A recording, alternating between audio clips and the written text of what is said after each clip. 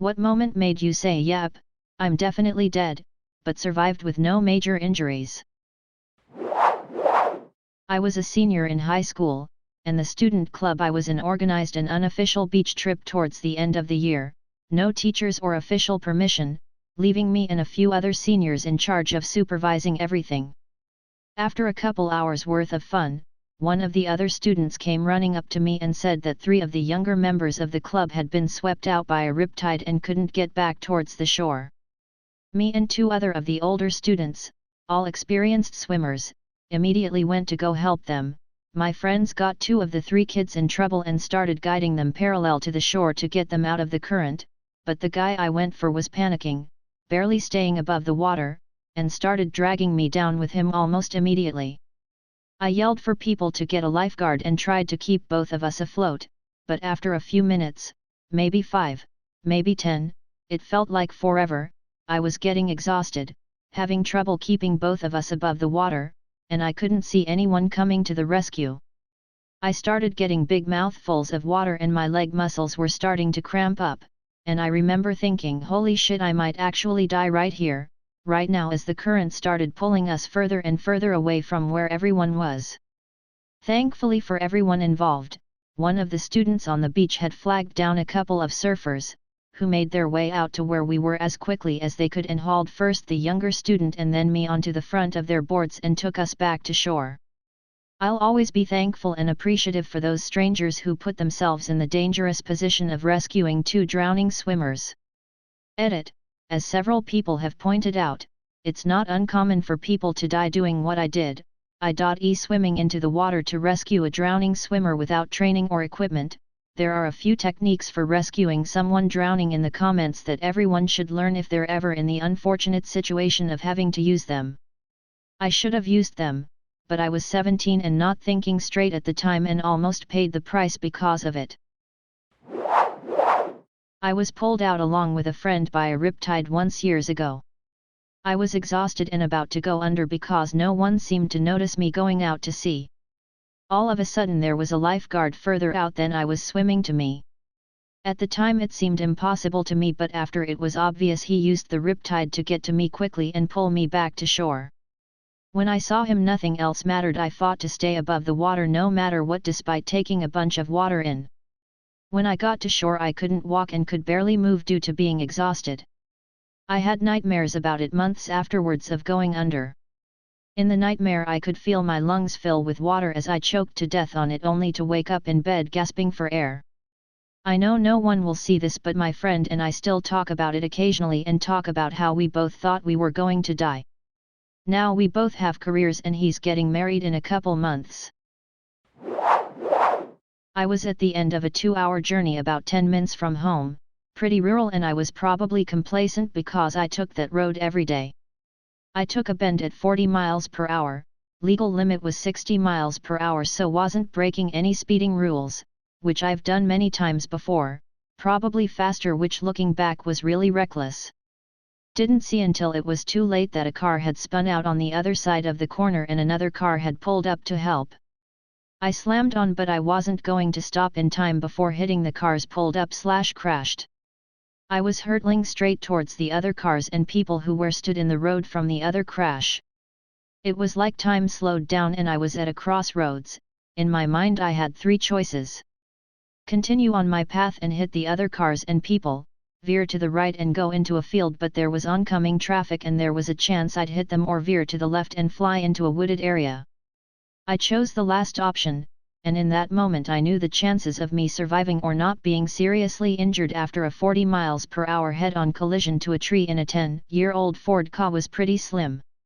I just felt a complete peace come over me, turned the wheel and woke up slumped over the steering wheel to some poor man shouting, "OMG, I think she's dead." Turned out I passed out from shock or something before the impact, so when I hit the tree I was completely floppy, and this contributed to me having no serious injuries. The front of my car was completely disintegrated. After coming to, I tried to put my clutch down to take the car out of gear out of habit, and my foot hit the tree trunk. The tree was absolutely fine. I drove past that tree every day for years after, and you could see the chunk my car took out of it. I went out for a surf on a stormy day and thought to myself, no one else is out, those idiots. Before being held down by two waves after eating it on the first wave of the first wave of the session. Was thrown down and held under, and while being tossed around, my leg rope wrapped around both my legs and one of my arms, so I was probably being held at around 5 feet under with only one arm free, while my board tombstoned. Board tip is barely visible at the surface but floats vertical like a tombstone. Finally managed to catch a breath between sets before taking another 3 or 4 on the head, and for sure just thought, well, this is it. No one's out, fishermen will find my body or my board. Managed to get my other arm free and got to shore very quickly, and then avoided the ocean for a few days even though the waves were absolutely perfect. There's a reason no one was out, everyone else was 10 minutes down the road at another beach where the waves were smaller and cleaner. For me, this is the scariest possible thing about driving. I can drive as well as I like, I can be as cautious as I want, I can go as slow as I want. Some idiot could still come flying out onto my side of the road going the wrong way and wipe me out, just like that. Happened to a family near where I grew up a couple years back. Some dude got messed up on drugs or something and started driving the wrong way down a highway just like this. He hit the family head on and they all died. He lived, though, as far as I can remember. Edit. Thank you for those of you sharing your stories and experiences with this. It's truly astonishing how much this happens. Those of you suggesting I might drive too cautiously or be living too afraid, I don't and am not, don't worry, smiley face. I advocate driving defensively and sensibly. Ensure your speed is appropriate for the conditions on the road. Been driving some years and been in 2 accidents myself, both zero fault on my side. Be sensible, and good luck on the roads to you. Boyfriend finally woke me up shortly after we had fallen asleep in a small upstairs bedroom that had a smoldering fire. After we collapsed on the floor and couldn't find the door that was not even 5 feet away, we kept hitting walls and corners and started to not comprehend anything. After feeling like I was baking in an oven, I laid my head down on the floor thinking I'd never see my son again and how sad it was to die. It felt like eternity and felt very lonely.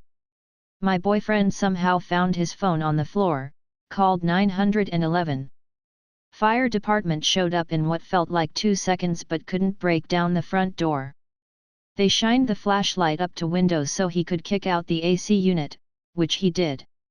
They finally came upstairs and we crawled to them and they took us straight to the burn unit since they didn't know what shape we were in. I'm pretty sure the entire hospital toured through our room since they've never seen anyone make it out and look the way we did. Edit. Holy smokes, I appreciate the love from everyone. I could read and reply all night. I'd totally do an AMA LOL.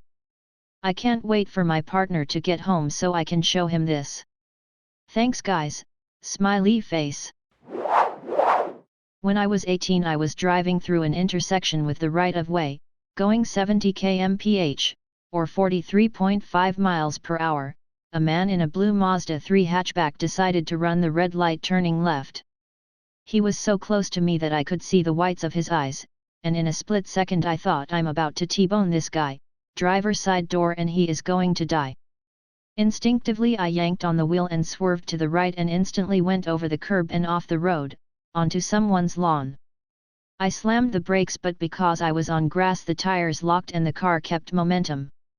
I went through their wooden fence and garden, and straight into the brick wall on the side of their house. As soon as I went off the road, I 100% thought I was going to die. My life didn't flash before my eyes, but people close to me did. It could have only been a second or two but time seemed to slow down and my brain was racing. I thought about how my girlfriend would react, what my parents would say, what my friends would think, etc. When the car hit the wall it punched a few bricks out of place and the entire front end of the vehicle caved in. The windows shattered, the tires exploded, the doors bent into an L shape and the car started to fill with smoke, however the radio was still playing Vicarious by Tool. I was concussed by the airbag, broke my nose, jaw, 2 fingers, had whiplash, and my left knee was dislocated. I was in shock and couldn't believe that what just happened was real, and so I just sat there kinda freaking out. A group of parents from a birthday party across the street saw what happened and ran to the car and pulled me from it as they thought it was about to catch fire. The man in the Mazda 3 drove away. If it wasn't for the testimony of those parents who told the police they witnessed the man run the intersection and that I didn't do anything wrong, I would have been completely liable for all of the property damage, and additionally insurance would not have replaced the vehicle as it would have been deemed at fault. I am glad nobody else got hurt. Edit. So since some people want to make assumptions about the things that happened and that happened beforehand, I guess I have to clarify a few things. They spilled up a few months prior, not me knowing her for a few months. I had known for a few years before she had the kids, and I have been in their life since they were born. I was not a stranger to anyone in that house, in fact they knew me better than their actual father. The youngest had a nightmare and asked his mother if he could sleep with her.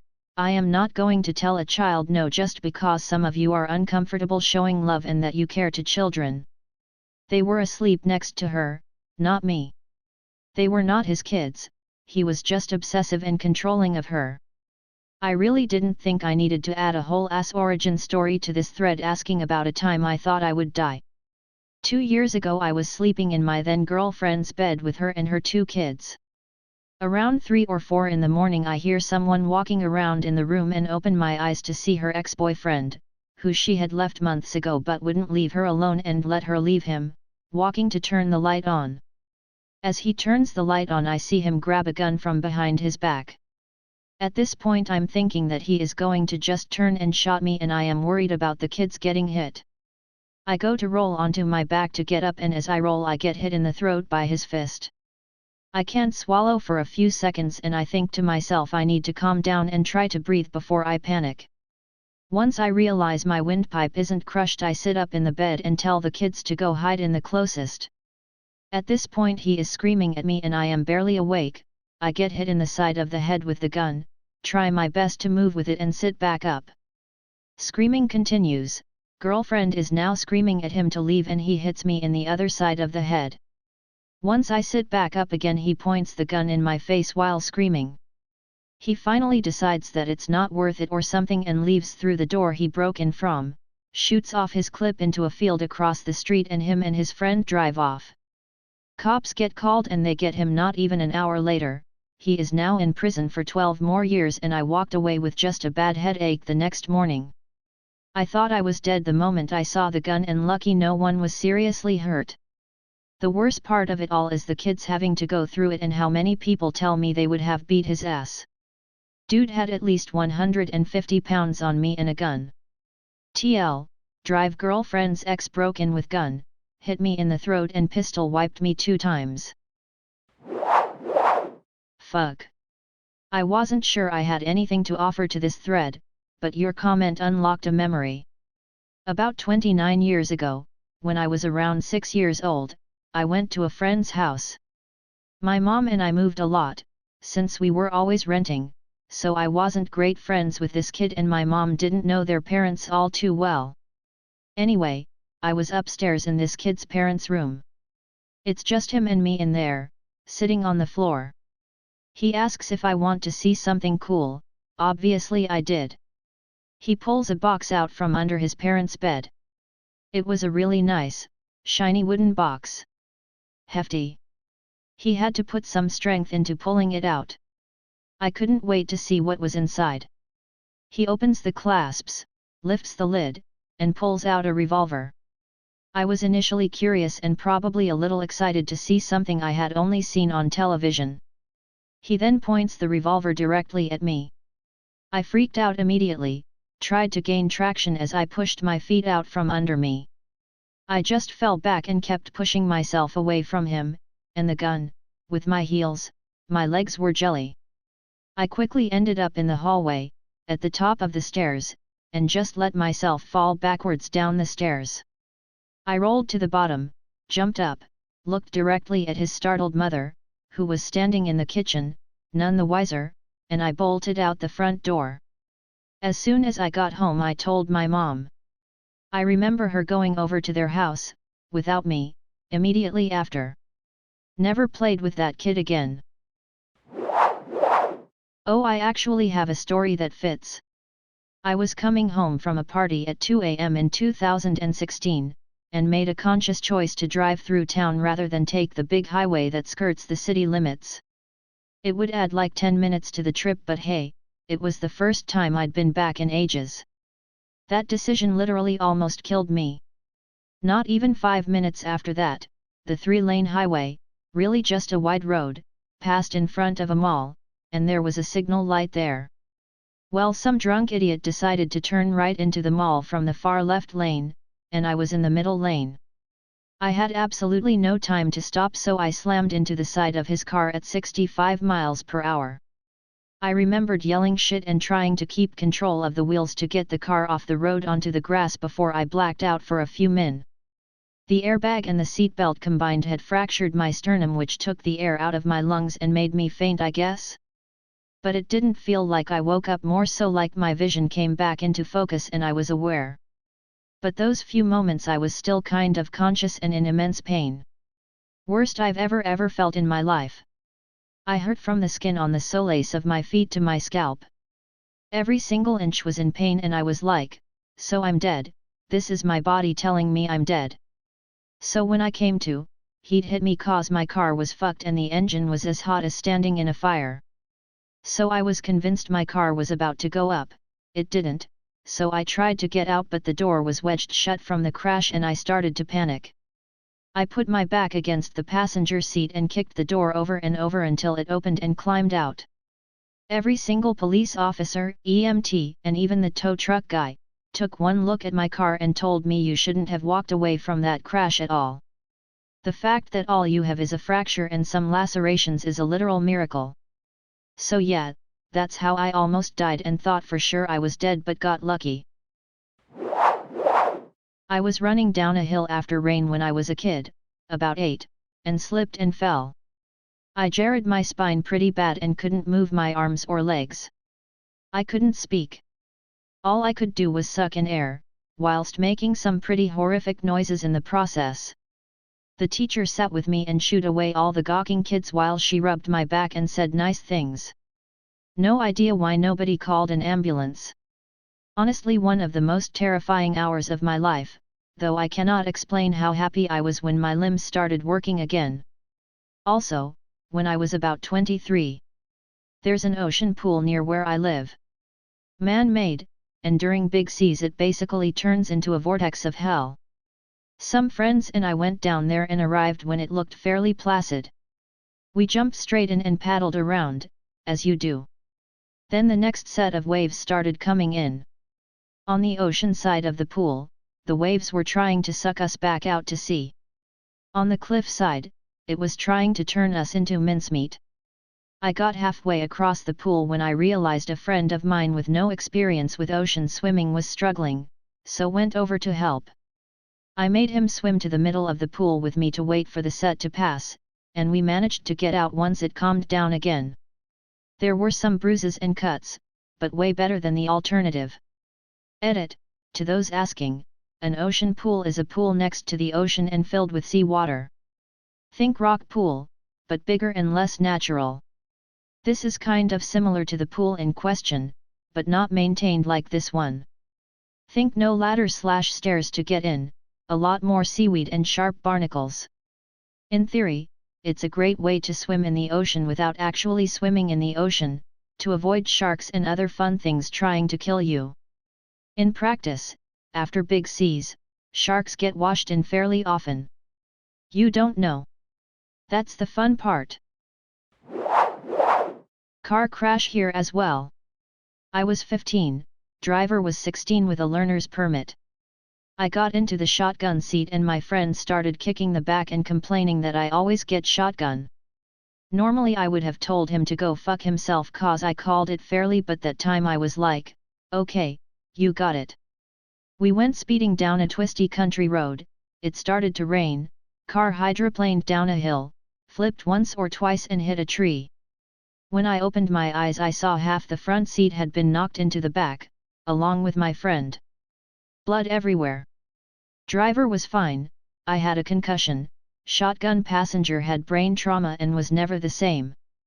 Edit, this was in Texas. The driver never fully took responsibility for his actions or apologized. No, it's not legal for a learner to drive without a licensed person in the car.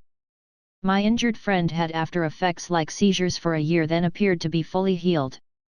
But as he got older, his personality completely changed, in a really radical way. He became very antisocial and difficult. No way we could be sure, but all of us attributed it to the accident. I own a 65 Classic Mustang which I enjoy driving anywhere it can go. I once took it up a large mountain with a group of friends. The roads weren't steep or especially dangerous, but there was danger present because of how high it was. We made it up the mountain with no issues and stopped at bar at the top where my friends got plastered. I didn't drink because I was the designated driver. Before I continue, I need to clarify that the brakes on a stock Classic Mustang from the 60s era need to be primed before use. Basically, you have to hit the brakes twice before they work. On the trip down, the brakes cut out and stopped working. I primed the brakes over and over, but they didn't engage. The parking brake hadn't been working the past month and was going to be replaced that Monday. I soon lost control of the car and we started to barrel down the road. We turned a shallow right corner and saw a long road that ended with a sharp turn. At that moment I thought I was going to die and take my friends with me. They had no clue they were plastered in the back. Luckily the brakes re-engaged halfway down the road and we managed to turn the corner. It has been 4 months and I haven't touched that car. To this day my friends have no clue what almost happened.